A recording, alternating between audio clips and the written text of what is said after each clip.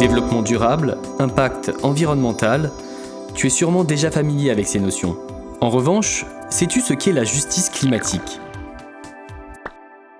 Le dérèglement climatique actuel, causé essentiellement par l'activité humaine, crée de fortes inégalités. Tout le monde n'en subit pas les conséquences de la même manière. Ces inégalités s'observent à plusieurs niveaux. Entre les individus, en effet, selon l'âge, le sexe, la condition sociale, les ressources financières ou même le métier des individus, ils ne sont pas vulnérables de la même façon. Mais aussi entre les territoires. Par exemple, les populations qui vivent sur le littoral sont particulièrement exposées au changement climatique. La justice climatique vise à lutter contre ces inégalités. Comment ? En utilisant l'outil du droit pour s'assurer que les États, les entreprises et les citoyens respectent leurs obligations face au changement climatique. Ainsi, la justice climatique permet de garantir le respect des droits fondamentaux de chaque personne. Mais quel est le lien avec nos droits fondamentaux ? Chaque personne a droit à un environnement sain, respectueux de la santé et du bien-être. Ce droit est lié aux droits fondamentaux des êtres humains. Droit à la vie, au logement, à l'alimentation, à l'eau. Le droit à un environnement sain a d'abord été consacré en 1972 dans la Déclaration de Stockholm, rédigée par les dirigeants des États membres de l'ONU lors du premier sommet de la Terre.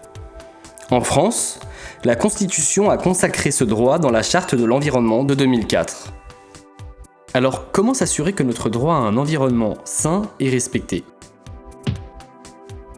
À partir des années 1970, des rapports scientifiques mettent en lumière les conséquences alarmantes des activités humaines sur le réchauffement climatique. Comment les États ont-ils abordé ce problème ? Lors du sommet de Rio en 1992, les États ont fixé les premières règles communes pour limiter leurs émissions de gaz à effet de serre. En 2015, lors de la conférence de Paris sur les changements climatiques, les dirigeants de 195 États ont signé l'accord de Paris. L'objectif ? Limiter le réchauffement climatique à 1,5 degré d'ici 2100 par rapport aux années 1970. Cependant, les scientifiques français ont annoncé en 2019 que si rien n'est fait pour limiter davantage les émissions de gaz à effet de serre, le thermomètre grimpera de 6,5 à 7 degrés en 2100. Ces dernières années, des adultes comme des enfants ont mené des actions en justice partout dans le monde pour faire respecter leurs droits à un environnement sain. En 2020, on dénombre plus de 1500 affaires climatiques de la sorte sur la planète. Par exemple, en 2015, aux Pays-Bas, l'association Urgenda a déposé un recours juridique contre l'État pour son inaction face au changement climatique.